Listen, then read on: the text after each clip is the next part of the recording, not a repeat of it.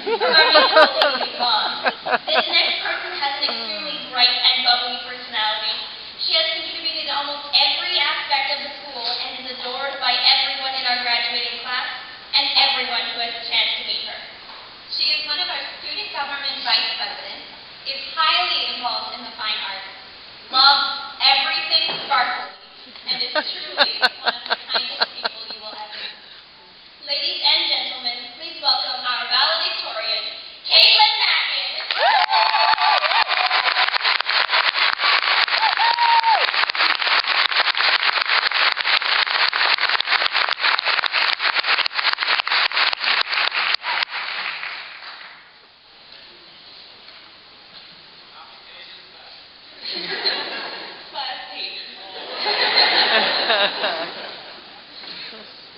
Good evening, family, friends, and honored guests. It is with pride I present to you the grad class of 2013.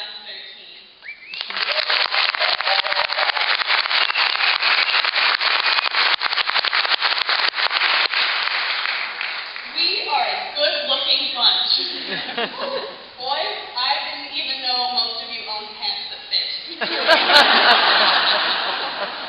And girls, gorgeous. We all said yes to the dress. Except Jessie McClaughlin. When I think back over high school, some of my favorite memories come from my time in musical theater. The 4 years I spent in the Rich Playhouse changed my life and shaped me into who I am today. And I got to thinking, high school, in a way, was like one big play. Our own high school musical, if you will. Our years in elementary school were like open auditions. Everyone earned gold stars for everything. Our acting skills we honed on the playground, pretending to be ponies or Power Rangers. We learned to play ukuleles or recorders, the beginnings of many short-lived music careers. And we willingly shared the spotlight with all of our peers, not yet knowing who we were. Our middle school years were spent uncovering our individual strengths. Remember the dreaded dance unit in PE? Yes. Those mortifying afternoons learning the Tennessee wig walk or line dancing to Achy Breaky Heart. Avoiding eye contact with the opposite sex and hoping our palms weren't too sweaty. It took some of us longer than others to find our place on that stage. Back in the days when boys wore skinny jeans and we couldn't see their eyes through their hair, and girls learned to use makeup through an extensive process of trial and error. All the while, our parents stood back patiently and shook their heads. Thank you to our parents for loving us unconditionally and reserving judgment on even our most questionable fashion choices. We wouldn't be the awesome specimens of fashion forwardness and brilliance we are today had you not let us make complete fools of ourselves as students. Then, the first day of grade 9 arrived, our opening show. We carefully chose our outfits, wanting to impress our audience of teachers in scary grade 12.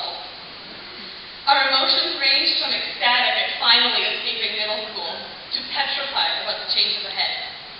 I know I spent my morning curled up in a ball out of sheer terror. Would we get lost? Where would we eat lunch? What if none of our friends were in our classes? Exciting and terrifying experiences were upon us. As we progressed through, we made the rhythms and routines of Claremont our own. We learned to avoid the center stairwell in between classes, or how to slip money into the lunch line without Brenda catching on. More importantly, we all found ways to excel at Claremont. Forward-thinking programs like the Institute for Global Solutions, the Focus on Fine Arts program, Pursuit of Excellence, or the Claremont Sports Institute. These and many others have provided us with numerous opportunities to shine in our own spotlight. The teachers at Claremont kept us interested in learning for 4 long years. Not an easy task, considering we were tired, moody teenagers who were glued to hard plastic chairs for 80 minutes at a time, 4 times a day, 5 days. The Claremont faculty showed us that they were interested in us and care about us. Our teachers made connections with us and made us feel special. can think of one or more teachers who have positively impacted our high school experiences, and as a result, our lives. Claremont is so unique. How many other schools can say they have a dungeon, a lounge, a horseshoe, and a whale? This is playing specific to our Spartan families. However, we will continue to question the renaming of the library.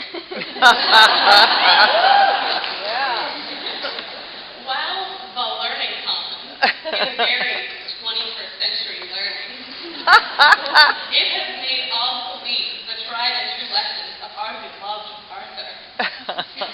Having fun isn't hard when you've got a Learning Commons card. It's just not the same. At Claremont, we help host amazing events like the CC350 or the infamous Scrum Fest, the week all female Spartans wait for each year. Events like these brought us closer together and made us proud to be Spartans. As we move beyond the hallways of Claremont, we must remember to take the lessons we've learned with us. As young adults, we are entering a different world from that of our parents or grandparents. Think of what we've witnessed so far. For most of us, our first introduction to major world news was the terror of September 11th, which occurred in our first week of grade 1. Since then, we've seen more and more nightmarish stories flash across our screens. Poverty, epidemics, and extreme weather, similar to the devastating floods Alberta has experienced just this week. In the new age of global communication, we've been exposed to more world news than any generation before us. And as global citizens must now accept that the world's problems are our problems. Philosopher Horace Mann wrote, "A different world cannot be built by indifferent people." Even though we've witnessed these global tragedies from afar, we must not let them desensitize us. Rather, I hope they turn us into compassionate, generous citizens with an even greater sense of just how fortunate we really are. Think about it. We are so lucky.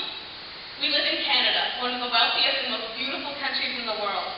Our school even has an ocean view. Do you realize how cool that is? We live in an age where everything in the world is at our fingertips. Most of us don't remember a world without internet, let alone computers. And it's social networking, like Facebook, Twitter, and Instagram, that we'll look back on years from now and remember as integral components of our high school career. We'll laugh about how things as trivial as relationship statuses or gaining new followers affected us.